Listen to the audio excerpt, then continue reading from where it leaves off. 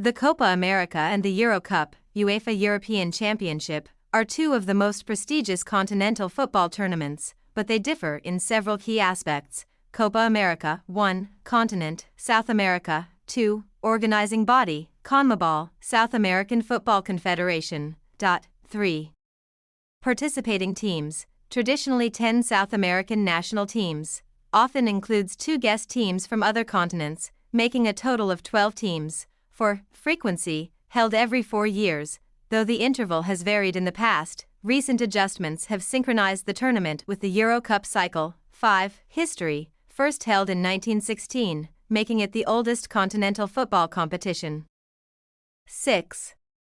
Format, group stage followed by knockout rounds. The format and number of teams have varied over the years. 7. Notable winners, Uruguay, Argentina, and Brazil are the most successful teams. Euro Cup 1. Continent, Europe 2. Organizing body, UEFA, Union of European Football Associations. 3.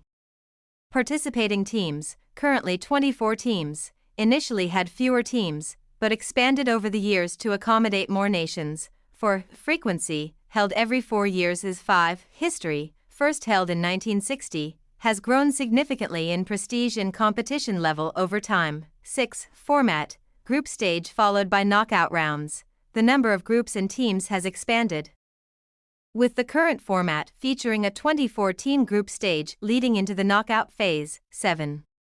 Notable winners, Germany and Spain have been highly successful, each winning multiple titles. Common features, purpose, both tournaments determine the best national team in their respective continents. Qualification, teams typically go through a qualification process, though in Copa América, South American teams automatically qualify and additional teams may be invited. Popularity, both tournaments attract significant global attention and